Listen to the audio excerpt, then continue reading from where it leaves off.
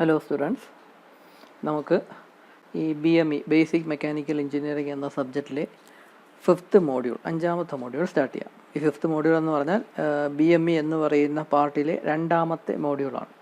അത് സിലബസിലെ 5th module. ഈ 5th മോഡ്യൂളിൻ്റെ സിലബസാണ് ഇതായി കാണുന്നത്. ഈ 5th മോഡ്യൂളിൽ ബേസിക്കലി 3 ടോപ്പിക്സാണ് കവർ ചെയ്യേണ്ടത്. ആദ്യത്തേത് റെഫ്രിജറേഷൻ എന്ന് പറയുന്ന ടോപ്പിക്ക്, രണ്ടാമത്തത് പമ്പ്സ് ആൻഡ് ടർബൈൻസ്, മൂന്നാമത്തത് ബെൽറ്റ് ആൻഡ് ചെയിൻ ഡ്രൈവ്സ്. ഇതിൽ ബെൽറ്റ് ആൻഡ് ചെയിൻ ഡ്രൈവ്സ് കുറച്ചേ ഉള്ളൂ, കമ്പാരിറ്റീവ്ലി പഠിക്കാൻ ഈസിയാണ്. ഈ ആദ്യത്തെ 2 എണ്ണം പഠിക്കാൻ കുറച്ച് ബുദ്ധിമുട്ടാണ് എന്ന് പറയാം. എന്നാലും നമുക്ക് സിമ്പിളായിട്ട് പഠിക്കാനായിട്ട് ശ്രമിക്കാം. അപ്പം ഈ 3 മേജർ ടോപ്പിക്സാണ് ഈ 5th മോഡ്യൂളിലുള്ളത്. നമുക്ക് ആദ്യം റെഫ്രിജറേഷൻ എന്ന് പറയുന്ന ടോപ്പിക്കിൽ നിന്ന് സ്റ്റാർട്ട് ചെയ്യാം. ഈ റെഫ്രിജറേഷൻ എന്ന് പറഞ്ഞാൽ മെക്കാനിക്കലുകാർക്ക് ഒരു സബ്ജക്റ്റായിട്ട് തന്നെ പഠിക്കേണ്ട ഒരു വളരെ വലിയ ഒരു ഫീൽഡാണ് ഈ റെഫ്രിജറേഷൻ എന്ന് പറയുന്നത്. പക്ഷേ നമുക്ക് ഇതിൻ്റെ വളരെ ബേസിക്കായിട്ടുള്ള കാര്യങ്ങൾ, വളരെ ബേസിക്കായിട്ട് കാര്യങ്ങൾ മാത്രമേ നിങ്ങൾക്ക് പഠിക്കേണ്ടതായിട്ടുള്ളൂ. അതുകൊണ്ട് വളരെ ഡെപ്തിലുള്ള കാര്യങ്ങളൊന്നും നമ്മൾ പറയുന്നില്ല.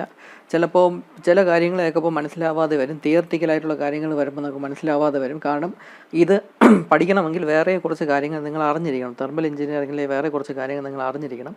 അത് അറിഞ്ഞിട്ടില്ല എന്നതുകൊണ്ട് വളരെ കാര്യമായിട്ട് അതിൻ്റെ തിയറി ആയിട്ടുള്ള സെക്ഷൻ നിങ്ങൾക്ക് മനസ്സിലായില്ല എന്ന് വരും. എന്നാലും സാരമില്ല, ഉള്ള കാര്യം, പറയുന്ന കാര്യം എന്താണോ അത് മനസ്സിലാക്കിയാൽ മാത്രം മതി.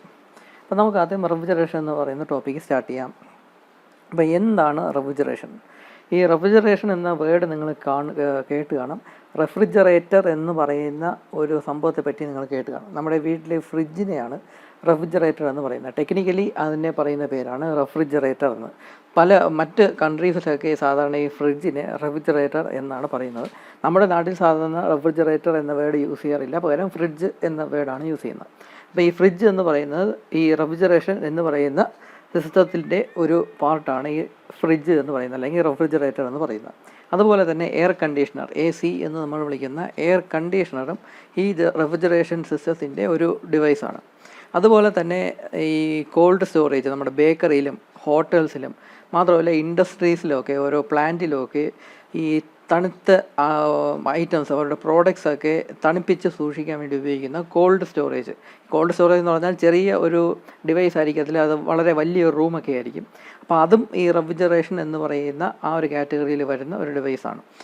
നമ്മുടെ മലയാളം ഫിലിം, എനിക്ക് തോന്നുന്നു ഹെലൻ എന്ന മലയാളം ഫിലിമിൽ അന്നാബൻ ഒരു റൂമിൽ അകപ്പെട്ടു പോകുമല്ലോ, ഒരു ഫ്രീസർ എന്ന് പറയുന്ന ഒരു റൂമിൻ്റെ അകത്ത് അകപ്പെട്ടു പോകും. അത് തണുപ്പ് കൊടുക്കുന്ന അവരുടെ ഫുഡ് പ്രോഡക്ട്സിനും ബാക്കി ഫുഡ് ഐറ്റംസിനെല്ലാം തണുപ്പിക്കാനായിട്ട് സൂക്ഷിക്കുന്ന റൂമാണ്. അത് ഫ്രീസർ അല്ലെങ്കിൽ കോൾഡ് സ്റ്റോറേജ് അല്ലെങ്കിൽ കോൾഡ് റൂം എന്നൊക്കെ പറയാം.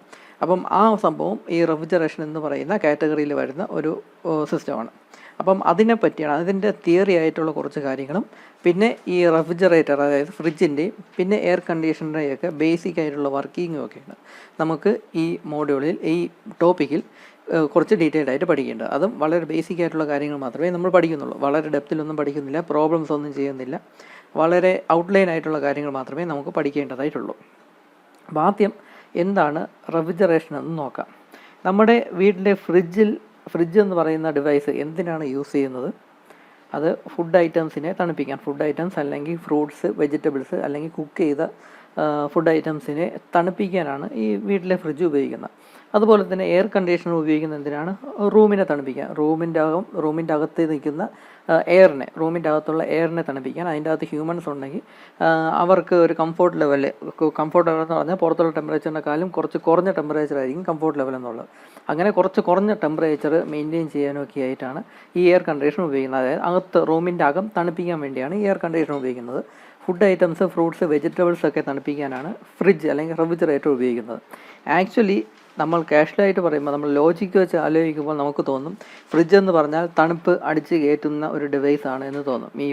ഈ വെജിറ്റബിൾസിലോട്ടും ഫ്രൂട്ട്സിലോട്ടൊക്കെ തണുപ്പ് അടിച്ച് കയറ്റുകയാണ് ഈ ഫ്രിഡ്ജ് എന്ന ഡിവൈസ് എന്ന് നമുക്ക് തോന്നും.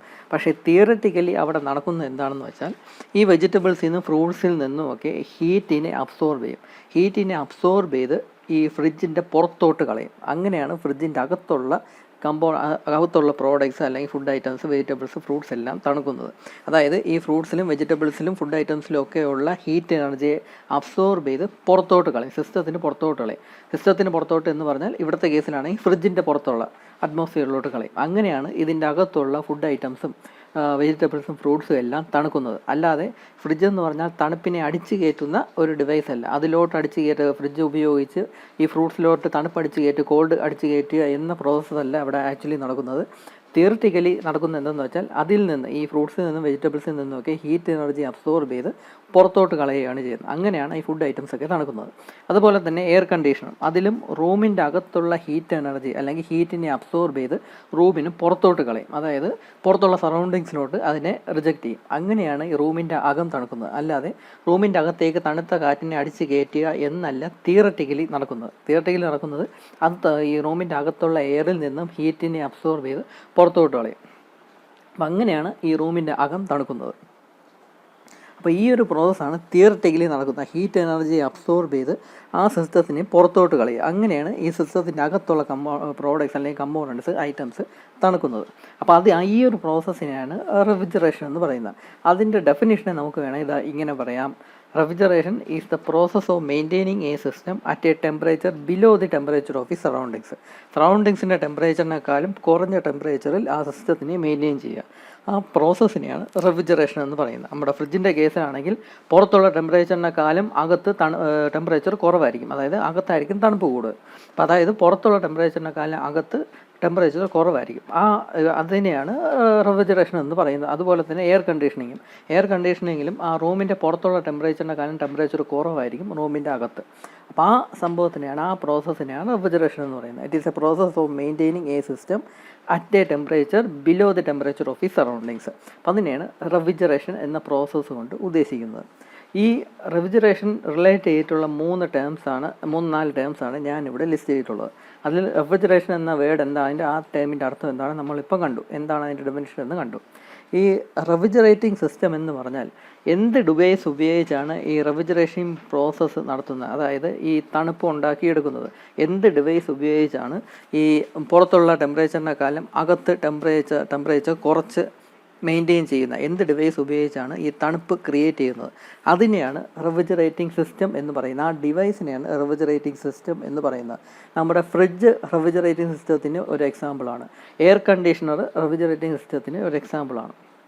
അപ്പോൾ എന്ത് ഡിവൈസ് ഉപയോഗിച്ചാണ് ഈ ടെമ്പറേച്ചറിനെ പുറത്തുള്ള ടെമ്പറേച്ചറിനേക്കാളും ഈ സിസ്റ്റത്തിൻ്റെ അകത്തുള്ള ടെമ്പറേച്ചറിനെ പുറത്തുള്ള ടെമ്പറേച്ചറിനാലും ലെവൽ കുറച്ച് മെയിൻറ്റെയിൻ ചെയ്യുന്ന ആ ഡിവൈസിനെയാണ് റെഫ്രിജറേറ്റിംഗ് സിസ്റ്റം എന്ന് പറയുന്നത്. അപ്പം ഫ്രിഡ്ജ്, റെഫ്രിജറേറ്റർ, എയർ കണ്ടീഷണർ, ഈ കോൾഡ് സ്റ്റോറേജ്, അതെല്ലാം ഈ റെഫ്രിജറേറ്റിംഗ് സിസ്റ്റത്തിന് എക്സാമ്പിളാണ്. റെഫ്രിജറേറ്റഡ് സിസ്റ്റം എന്ന് പറഞ്ഞാൽ എന്തിനെയാണോ തണുപ്പിച്ച് വെച്ചിരിക്കുന്നത് അതിനെയാണ് റെഫ്രിജറേറ്റഡ് സിസ്റ്റം എന്ന് പറയുന്നത്. ഫ്രിഡ്ജിൻ്റെ അകത്തുള്ള ഐറ്റംസിനെ റെഫ്രിജറേറ്റഡ് സിസ്റ്റം എന്ന് പറയും. വെജിറ്റബിൾസ് ആയിരുന്നാലും ഫ്രൂട്ട്സ് ആയിരുന്നാലും ഫുഡ് ഐറ്റംസിനായിരുന്നാലും അതിനെ റെഫ്രിജറേറ്റഡ് സിസ്റ്റം എന്ന് പറയും. ഈ റൂം, ഒരു AC ഓൺ ചെയ്ത് വെച്ചിരിക്കുന്ന ആ റൂമിൻ്റെ അകത്തുള്ള ഏരിയ, റൂമിൻ്റെ അകത്തുള്ള ആ എയറിനെ അല്ലെങ്കിൽ അതിൻ്റെ അകത്തുള്ള അറ്റ്മോസ്ഫിയറിനെ റെഫ്രിജറേറ്റഡ് സിസ്റ്റം എന്ന് പറയും. അതായത് എന്തിനെയാണോ തണുപ്പിച്ച് വെച്ചിരിക്കുന്നത് അതിന് റെഫ്രിജറേറ്റഡ് സിസ്റ്റം എന്ന് പറയും. അപ്പോൾ റൂമിൻ്റെ അകത്തുള്ള അറ്റ്മോസ്ഫിയറിനെ തണുപ്പിച്ച് വെച്ചിരിക്കുകയാണെങ്കിൽ അതാണ് റെഫ്രിജറേറ്റഡ് സിസ്റ്റം എന്ന് പറയുന്നത്. ഫ്രിഡ്ജിൻ്റെ അകത്തുള്ള ഫ്രൂട്ട്സിനെ, വെജിറ്റബിൾസിനെയാണ് തണുപ്പിച്ച് വെച്ചിരിക്കുന്നതെങ്കിൽ ആ ഫ്രൂട്ട്സിനെ, വെജിറ്റബിൾസിനെയാണ് റെഫ്രിജറേറ്റഡ് സിസ്റ്റം എന്നുകൊണ്ട് ഉദ്ദേശിക്കുന്നത്. പിന്നെ ഉള്ളത് റെഫ്രിജറൻറ്റ് എന്ന് പറയുന്ന ഒരു ടേം. ഈ റെഫ്രിജറൻറ്റ് എന്ന് പറഞ്ഞാൽ നമ്മളൊരു ഈ റെഫ്രിജറേഷൻ സിസ്റ്റത്തിൽ ഒരു വർക്കിംഗ് ഫ്ലൂയിഡ് കാണും. ആ വർക്കിംഗ് ഫ്ലൂയിഡ് ഉപയോഗിച്ചാണ് ഹീറ്റിനെ അബ്സോർബ് ചെയ്തിട്ട് പുറത്ത് കൊണ്ടുപോയി ഹീറ്റിനെ അങ്ങ് റിജക്റ്റ് ചെയ്യുന്നത്. അതായത് ഹീറ്റിനെ അബ്സോർബ് ചെയ്തിട്ട് പുറത്തോട്ട് കൊണ്ടുപോയി കളയുന്നത്. അപ്പോൾ അതിനുവേണ്ടി ഒരു വർക്കിംഗ് ഫ്ലൂയിഡ് ഈ റെഫ്രിജറേറ്റിംഗ് ഡിവൈസിലെല്ലാം ഉപയോഗിക്കുക. അത് ഫ്രിഡ്ജിലായിരുന്നാലും എയർ കണ്ടീഷനിലായിരുന്നാലും അല്ലെങ്കിൽ ഈ കോൾഡ് സ്റ്റോറേജിലായിരുന്നാലും അവിടെയെല്ലാം ഒരു വർക്കിംഗ് ഫ്ലൂയിഡ് ഉണ്ടായിരിക്കും. ആ വർക്കിംഗ് ഫ്ലൂയിഡാണ് ഈ ഹീറ്റിനെ അബ്സോർബ് ചെയ്തിട്ട് പുറത്ത് കൊണ്ടുപോയി റിജക്റ്റ് ചെയ്യുന്നത്. അപ്പോൾ ആ വർക്കിംഗ് ഫ്ലൂയിഡിനെയാണ് റെഫ്രിജറൻറ്റ് എന്ന് പറയുന്നത്. നമ്മുടെ ഓസോൺ പാളികളിലുണ്ടാകുന്ന നാശനഷ്ടങ്ങളെ പറ്റിയൊക്കെ നമ്മൾ പഠിച്ചു കാണുമല്ലോ.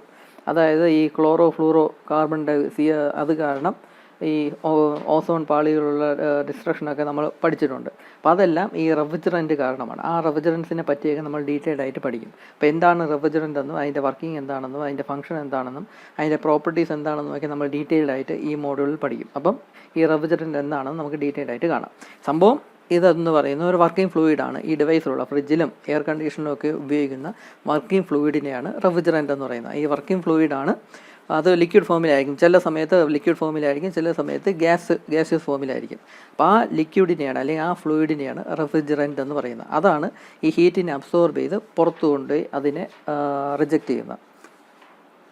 അപ്പം ഇതാണ് ഈ റെഫ്രിജറൻറ്റ് എന്ന് പറയുന്ന ടേം. ഇനി അടുത്തത് യൂണിറ്റ് ഓഫ് റെഫ്രിജറേഷൻ എന്ന് പറയുന്ന ടോപ്പിക്ക്. ഇത് ഒരു 3-4 മാർക്കിന് ചോദിക്കും. യൂണിറ്റ് ഓഫ് റെഫ്രിജറേഷൻ എന്ന് പറഞ്ഞാൽ എന്താണ് എന്ന്. അത് സാധാരണ ഒരു ഡെഫിനേഷനുണ്ട്, പിന്നെ ഡെഫിനേഷനുണ്ട്, ആ ഡെഫിനേഷൻ കാണാതെ പഠിച്ച് എഴുതുക, അത്രയേ ഉള്ളൂ. അല്ലാതെ ഇത് 10 മാർക്സിനൊന്നും ചോദിക്കത്തില്ല. ഒരു 3-4 മാർക്സിനോ ചോദിക്കുന്ന വളരെ ഇമ്പോർട്ടൻ്റ് ആയിട്ടുള്ളൊരു ക്വസ്റ്റ്യനാണ് യൂണിറ്റ് ഓഫ് റെഫ്രിജറേഷൻ എന്നത്. നമ്മുടെ ഒരു എയർ കണ്ടീഷണർ വാങ്ങാനായിട്ട് ചെല്ലുമ്പോൾ അതിനൊരു സ്പെസിഫിക്കേഷൻ കൊടുത്തിരിക്കുന്നത്. നമ്മൾ ഫ്ലിപ്കാർട്ടിൽ തന്നെ നോക്കുമ്പോൾ ആ സ്പെസിഫിക്കേഷൻ വെച്ചിട്ടാണ് എയർ കണ്ടീഷനെ അവർ ലിസ്റ്റ് ചെയ്തിരിക്കുന്നത്. ഇവിടെ ഇപ്പം 1.5 ടൺ എന്നുണ്ട്, ഇവിടെ 1 ടൺ എന്നുണ്ട്. നമ്മൾ കടയിൽ വാങ്ങിക്കാൻ ചെന്നാലും കടയിലുള്ള ആൾ ചോദിക്കും എത്ര ടണ്ണിൻ്റെ AC ആണ് വേണ്ടത് എന്നൊക്കെ ചോദിക്കും. അപ്പോൾ ഈ ടൺ എന്ന് പറഞ്ഞാൽ, ഈ 1.5 ടൺ എന്ന് പറഞ്ഞാൽ 1500 കിലോയുള്ള AC എയർ കണ്ടീഷണർ എന്ന് അതിനർത്ഥമില്ല. ഇവിടെ 1 ടൺ എന്ന് പറഞ്ഞാൽ 1000 കിലോ ഉള്ള എയർ കണ്ടീഷണർ എന്ന് അതിനർത്ഥമില്ല. ഈ 1 ടൺ എന്ന് പറഞ്ഞാൽ ഈ എയർ കണ്ടീഷനിങ് എഫക്റ്റ്, അതിൻ്റെ കപ്പാസിറ്റി, ഈ എയർ കണ്ടീഷണറിൻ്റെ കപ്പാസിറ്റിയാണ് ഈ 1 ടൺ അല്ലെങ്കിൽ 1.5 ടൺ എന്നൊക്കെ കൊണ്ട് ഉദ്ദേശിക്കുന്നത്. ചെറിയൊരു റൂമാണ് എങ്കിൽ നമുക്ക് 1 ടണ്ണിൻ്റെ AC മതി. വലിയ റൂമാണ് എങ്കിൽ 1.5 ടൺ അല്ലെങ്കിൽ 2 ടണ്ണിൻ്റെയൊക്കെ AC വേണ്ടി വരും. വലിയ വലിയ ഹോൾസ് ഒക്കെ ആണെങ്കിൽ ഒന്നിൽ കൂടുതൽ എയർ കണ്ടീഷണർ വേണ്ടി വരും. അപ്പോൾ അതിൻ്റെ കാൽക്കുലേഷനൊക്കെ ഉണ്ട്. റൂമിൻ്റെ വലിപ്പം വെച്ചും അതിൻ്റെ അകത്തുള്ള എക്യുപ്മെൻറ്റ്സ്, ഐറ്റംസ് എന്തൊക്കെയാണെന്നൊക്കെ ബേസ് ചെയ്ത് എത്രത്തോളം തണുപ്പ്, അതായത് എത്രത്തോളം റെഫ്രിജറേറ്റിംഗ് എഫക്റ്റ് അതിൻ്റെ അകത്ത് പ്രൊഡ്യൂസ് ചെയ്യണം, അതിനെ ബേസ് ചെയ്താണ് എത്ര ടണ്ണിൻ്റെ AC ആണ് വേണ്ടത് എന്നൊക്കെ ഡിസൈഡ് ചെയ്യുന്നത്. അതിൻ്റെ കാൽക്കുലേഷനൊക്കെ ഈ സെയിൽസ്മാൻമാർക്കൊക്കെ അറിയാം, നമ്മൾ അറിയേണ്ട ആവശ്യമില്ല. അപ്പം എത്രത്തോളം കൂളിംഗ് എഫക്റ്റ് പ്രൊഡ്യൂസ് ചെയ്യാൻ കഴിയും, അല്ലെങ്കിൽ എത്രത്തോളം റെഫ്രിജറേറ്റിംഗ് എഫക്റ്റ് പ്രൊഡ്യൂസ് ചെയ്യാൻ കഴിയും, അല്ലെങ്കിൽ ആ എയർ കണ്ടീഷണറിൻ്റെ കപ്പാസിറ്റി എന്താണ്, അതാണ് ഈ ടൺ എന്നുകൊണ്ട് ഉദ്ദേശിക്കുന്നത്. ഈ ടണ്ണിനെയാണ് യൂണിറ്റ് ഓഫ് റെഫ്രിജറേഷൻ എന്നുകൊണ്ട് ഉദ്ദേശിക്കുന്നത്. അപ്പോൾ ഇതിവിടെ 1.5 ടൺ, 1 ടൺ എന്നൊക്കെ പറയും. അതാണ് യൂണിറ്റ് ഓഫ് റെഫ്രിജറേഷൻ എന്ന് പറയുന്നത്. അപ്പോൾ അതിനൊരു ഡെഫിനിഷനുണ്ട്. ആ ഡെഫിനിഷൻ എന്ന് പറഞ്ഞാൽ വളരെ തിയററ്റിക്കലായിട്ടുള്ളൊരു കൺസെപ്റ്റാണ് അതിൻ്റെ ഡെഫിനിഷൻ എന്ന് പറഞ്ഞാൽ. കൂടുതൽ അതിൻ്റെ ലോജിക്ക് ആലോചിച്ചുകൊണ്ടിരുന്ന കാര്യമില്ല. ഇതെല്ലാം പണ്ടത്തെ കാലത്ത് ഉണ്ടാക്കിയെടുത്ത ഡെഫിനിഷൻസാണ്. അതിപ്പോഴും പഠിക്കുന്നു എന്നേ ഉള്ളൂ. കൂടുതൽ ലോജിക്ക് നമ്മൾ ആലോചിക്കേണ്ട ആവശ്യമില്ല. ഇതിൻ്റെ റെഫ്രിജറേഷൻ്റെ അതിൻ്റെ ഡെഫിനിഷൻ എന്നുകൊണ്ട് ഉദ്ദേശിക്കുന്നത് it is a amount of refrigerating effect or cooling rate produced by melting of 1 ton of ice from and at 0 degree to water at 0 degree Celsius in 24 hours. അതായത് ഒരു ടണ്ണ് ഐസ് എന്ന് പറയുമ്പോൾ 0 degree Celsius തന്നെയാണ്. Ice എന്ന് പറയുമ്പോൾ അത് solid ഫോമിലാണ്. അപ്പോൾ ഈ 1 ടൺ ഓഫ് ഐസ് വാട്ടറിലോട്ട് മെൽറ്റ് ചെയ്ത് വാട്ടറിലോട്ട് കൺവേർട്ട് ചെയ്യുമ്പോൾ 24 മണിക്കൂർ കൊണ്ട് മെൽറ്റ് ചെയ്ത് വാട്ടറിലോട്ട് കൺവേർട്ട് ചെയ്യുമ്പോൾ എത്രത്തോളം ഹീറ്റ് എനർജി അത് അബ്സോർബ് ചെയ്യുന്നു, ആ റെഫ്രിജറേറ്റിംഗ് എഫക്റ്റിനെയാണ് 1 ടൺ ഓഫ് റെഫ്രിജറേഷൻ എന്ന് പറയുന്നത്. അപ്പോൾ ഐസ് മെൽറ്റ് ചെയ്ത് വാട്ടർ ആവണമെങ്കിൽ അത് ഹീറ്റ് എനർജി അബ്സോർബ് ചെയ്യും. അറ്റ്മോസ്ഫിയറിലുള്ള ഹീറ്റ് എനർജി അബ്സോർബ് ചെയ്താണ് ഐസ് മെൽറ്റ് ചെയ്ത് വാട്ടർ ആവുന്നത്. അപ്പോൾ ഐസ് എന്ന് പറയുന്നത് 0 ഡിഗ്രി സെൽഷ്യസ് ആണ്. അത് മെൽറ്റ് ചെയ്ത് വാട്ടർ ആവുമ്പോഴും അത് 0 ഡിഗ്രി സെൽഷ്യസ് ആണ് എന്നാണ് അസ്യൂം ചെയ്യുന്നത്.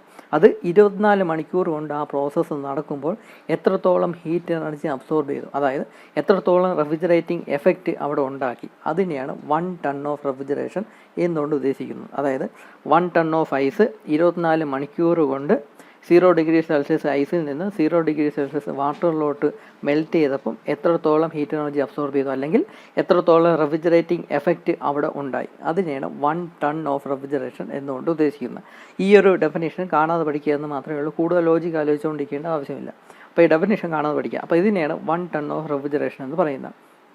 അത് കുറച്ചും കൂടെ ടെക്നിക്കലായിട്ട് പറയുകയാണെങ്കിൽ 3.5167 kilo joules of heat removal per second. അത്രത്തോളം ഹീറ്റ് അബ്സോർബ് ചെയ്താണ് ഓരോ സെക്കൻഡിലും ഇത്രയും എമൗണ്ട് ഓഫ് ഹീറ്റ് അബ്സോർബ് ചെയ്താണ് ഐസ് വാട്ടറായിട്ട് കൺവേർട്ട് ആവുന്നത് എന്നൊക്കെ നമുക്ക് വേണമെങ്കിൽ പറയാം.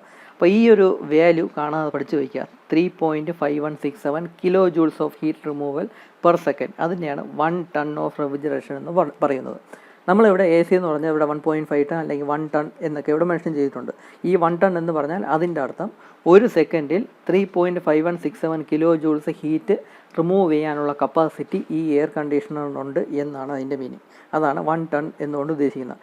1.5 ടൺ എന്ന് പറഞ്ഞാൽ ഈ വാല്യൂവിനെ 1.5 കൊണ്ട് മൾട്ടിപ്ലൈ ചെയ്യുമ്പോൾ കിട്ടുന്ന കിലോ ജൂൾസ്, അതാണ് അർത്ഥം.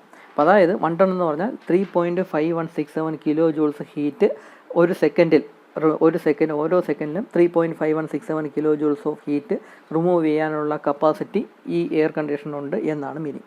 അപ്പോൾ അതിനെയാണ് യൂണിറ്റ് ഓഫ് റെഫ്രിജറേഷൻ എന്നുകൊണ്ട് ഉദ്ദേശിക്കുന്നത്. യൂണിറ്റ് ഓഫ് റെഫ്രിജറേഷൻ എന്ന് പറഞ്ഞാൽ ടണ്ണിനെയാണ് TON, ആ ടണ്ണിനെയാണ് യൂണിറ്റ് ഓഫ് റെഫ്രിജറേഷൻ എന്നുകൊണ്ട് ഉദ്ദേശിക്കുന്നത്. അപ്പം നാളെ ഇനി ഒരു ദിവസം 1 ടൺ ഓഫ് AC യുടെ സ്പെസിഫിക്കേഷൻ 1 ടൺ എന്ന് കണ്ടാൽ 1000 കിലോ ഉള്ള എയർ കണ്ടീഷണർ എന്നൊന്നും വിചാരിച്ച് കളയരുത്. 1 ടൺ എന്ന് പറഞ്ഞാൽ അതിൻ്റെ റെഫ്രിജറേറ്റിംഗ് എഫക്റ്റ് അല്ലെങ്കിൽ കൂളിംഗ് എഫക്റ്റിൻ്റെ സ്പെസിഫിക്കേഷനാണ്, എയർ കണ്ടീഷൻ്റെ കപ്പാസിറ്റിയാണ് ഈ 1 ടൺ അല്ലെങ്കിൽ 1.5 ടൺ 2 ടൺ എന്നൊക്കെ കൊണ്ട് ഉദ്ദേശിക്കുന്നത്. അപ്പോൾ ഈ ഒരു value 3.5167 kilo joules of heat removal per second ഇതൊന്ന് കാര്യമായിട്ട് കാണാൻ പഠിച്ച് വെച്ചേക്കുക. ഇതും കൂടെ ഡെഫിനിഷൻ്റെ കൂടെ എഴുതേണ്ടതായിട്ടുണ്ട്. അപ്പോൾ ഇതാണ് യൂണിറ്റ് ഓഫ് റെഫ്രിജറേഷൻ എന്ന് പറയുന്നത്. ബാക്കി ഇനി അടുത്ത വീഡിയോയിൽ ഡിസ്കസ് ചെയ്യാം. ഇത് നമ്മൾ തുടങ്ങിയതേ ഉള്ളൂ. അടുത്ത വീഡിയോയിൽ ഡീറ്റെയിൽഡ് ആയിട്ടുള്ള കാര്യങ്ങൾ നമ്മൾ പഠിച്ചു തുടങ്ങും. അപ്പോൾ ഈ വീഡിയോയിൽ ഇത്രയേ ഉള്ളൂ. Thank you.